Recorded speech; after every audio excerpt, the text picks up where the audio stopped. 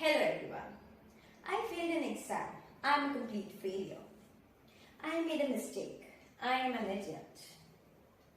I received positive feedback for my work, but a single person who criticized me is all I can think about. Have you ever said these things to yourself? Well, if yes, have you ever wondered why do we tend to say these things to yourself? If not, let me tell you.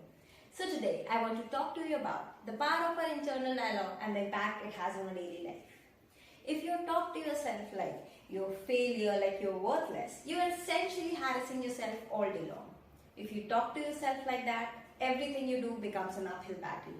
Everything. The difficult feelings are amplified and you start to lose your hope. Just telling yourself to stop and then focusing on the facts is what can help you. You can do it by catch it, check it, and change it. Catching the negative thought. I am dumb. Checking it against the reality. Am I really dumb or am I just underestimating myself? Changing the thought. I am not dumb. It can take some fake it till you make it, but through thorough practice and making this a habit, you can change your pathways. If someone else were talking to you the way you talk to yourself, you would leave that person alone, right? But you cannot escape your body. So you need to change the way you talk to yourself. I'm not telling you to start talking positive things about yourself. But the goal is to focus whenever you are talking negatively about yourself. So two things.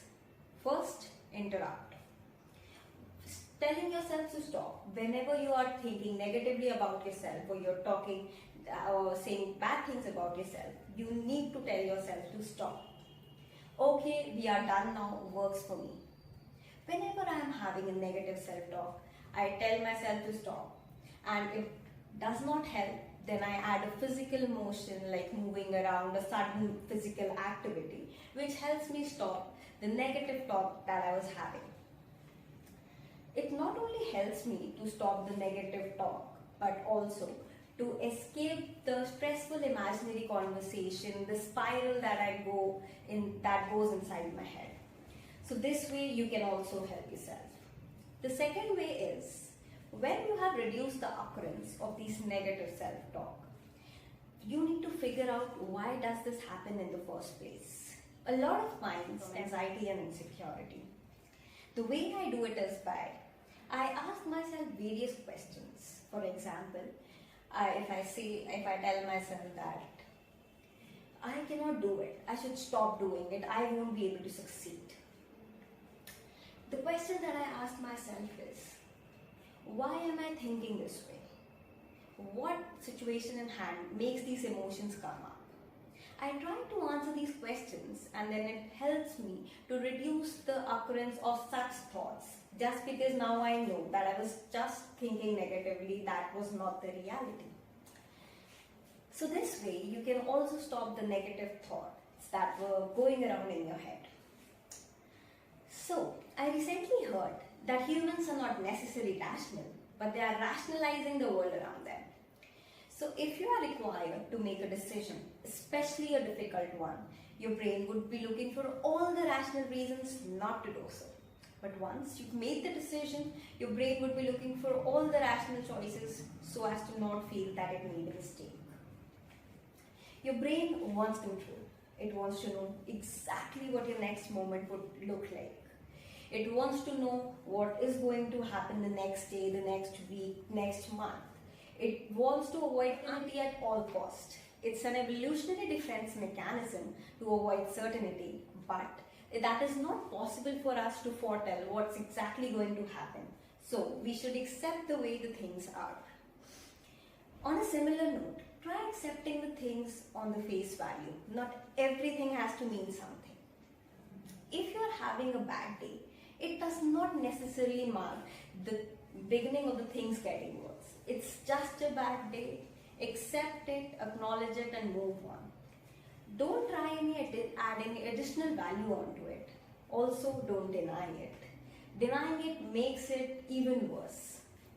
Just accept the things the way they are and continue doing the things you were doing.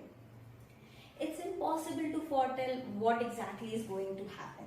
Plus, it distracts you from being present in the moment, no matter how good or bad it may be. A moment exactly like this is never going to come back.